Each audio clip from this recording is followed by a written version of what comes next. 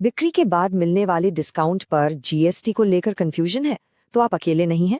तो आज सीए सचिन गोयल के शानदार एनालिसिस के साथ हम सरकार के नई सर्कुलर को एकदम आसान भाषा में समझने वाले हैं और जानेंगे कि इसका किसी भी बिजनेस पर क्या असर पड़ेगा।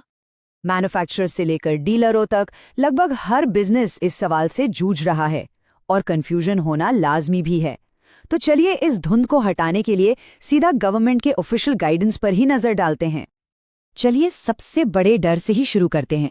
अगर बिक्री के बाद कोई डिस्काउंट दिया जाता है तो क्या जो इनपुट टैक्स क्रेडिट पहले क्लेम कर लिया है वो वापस करना पड़ेगा?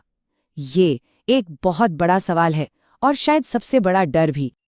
अब इस सवाल का जवाब जानने से पहले एक मिनट रुककर ये समझ लेते हैं कि आखिर ये इनपुट टैक्स क्रेडिट मतलब आईटीसी होता क्या है।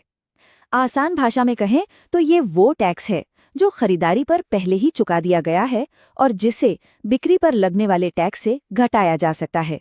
सिंपल। तो सर्कुलर सीधा इसी मुद्दे पर आता है। मान लीजिए एक मैन्युफैक्चरर है जैप इलेक्ट्रॉनिक्स, वो अपने डीलर गैजेट गैलेक्सी को सेल होने के बाद एक डिस्काउंट देता है। तो सवाल ये है कि क्या अब गैजेट गैलेक्सी को अपना आईटीसी रिवर्स करना पड़ेगा, लौटाना पड़ेगा?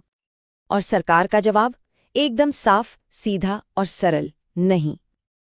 अब सवाल उठता है कि ऐसा क्यों? यहाँ लॉजिक समझना जरूरी है। तो लॉजिक ये है कि डिस्काउंट एक कमर्शियल क्रेडिट नोट के जरिए दिया जा रहा है। ध्यान दीजिएगा, कमर्शियल, टैक्स क्रेडिट नोट नहीं। और ये जो कमर्शियल नोट है ये आपके ओरिजिनल इनवॉइस पर लगे जीएसटी को बदलता ही नहीं है। और जब ओरिजिनल टैक्स ही नहीं बदला तो आईटीसी क्लेम का आधार भी जस का तस रहा। इसीलिए कोई रिवर्सल करने की जरूरत ही नहीं है। तो आईटीसी रिवर्सल वाला सिरदर्द तो गया, राहत की बात है। लेकिन कहानी में एक ट्विस्ट है। अब देखते हैं कि कब एक साधारण सा डिस्काउंट टैक्स कानून की नज़र में कुछ और बन जाता है। ये स्लाइड दो बहुत ही जरूरी सिनेरियोज को आमने सामने रखती है। एक तरफ वो सिचुएशन है जहां डिस्काउंट सिर्फ निर्माता और डीलर के बीच की बात है, ये बस एक प्राइस एडजस्टमेंट है और कुछ नहीं।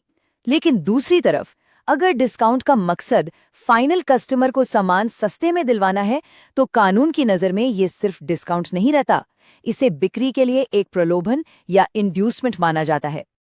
ज्यादातर मामलों में एक मैन्युफैक्चरर और डीलर के बीच का लेन देन प्रिंसिपल टू प्रिंसिपल बेसिस पर होता है, मतलब वो दो अलग अलग बिजनेस हैं। तो डिस्काउंट क्या है? वो बस मार्केट में टिके रहने और कंपटीशन में बने रहने का एक तरीका है। अब आते हैं तीसरे और शायद सबसे ट्रिकी सवाल पर। क्या हो अगर जो डिस्काउंट दिया जा रहा है वो असल में डिस्काउंट है ही नहीं, बल्कि डीलर से ली गई किसी सर्विस की पेमेंट है? चलिए इस गुत्थी को सुलझाते हैं। तो देखिए, सर्कुलर का जनरल रूल तो एकदम साफ है। अगर गैजेट गैलेक्सी जैसा डीलर अपनी तरफ से कोई सेल्स प्रमोशन करता है तो जैप इलेक्ट्रॉनिक्स से मिलने वाला डिस्काउंट सिर्फ और सिर्फ कीमत में कमी ही माना जाएगा, किसी सर्विस के बदले पेमेंट नहीं। ये है सामान्य नियम। लेकिन खेल तब बदल जाता है जब कुछ खास शर्तें पूरी होती हैं। अगर निर्माता और डीलर के बीच एक अलग से एग्रीमेंट है, एक ऐसा एग्रीमेंट जिसमें साफ साफ लिखा हो कि प्रमोशन की ये खास सर्विस दी जाएगी और उसके लिए इतना पेमेंट होगा, तो बस अब ये एक अलग टैक्सेबल सर्विस बन जाती है और डीलर को इस पर जीएसटी चार्ज करना ही होगा। तो हम किस तरह की सर्विसेज की बात कर रहे हैं, जरा सोचिए। जैसे कि कोई स्पेशल एडवर्टाइजिंग कैंपेन चलाना, प्रदर्शनियों में स्टॉल लगाना या फिर को ब्रांडिंग एक्टिविटीज करना। अगर इन कामों के लिए एक फॉर्मल अग्रीमेंट है और पेमेंट तय है तो इन पर जीएसटी लगेगा ही लगेगा। तो इतनी सारी जानकारी के बाद असल में करना क्या है, एक बिजनेस के लिए इसका मतलब क्या है? चलिए इन सब को एक सीधी साधी चेकलिस्ट में डालकर देखते हैं।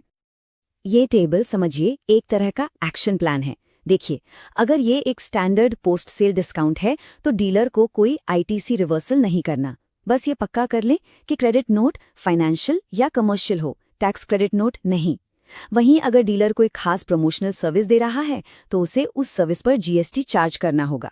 तो अलग अलग सिचुएशन में क्या करना है ये समझना कंप्लायंस के लिए बेहद जरूरी है।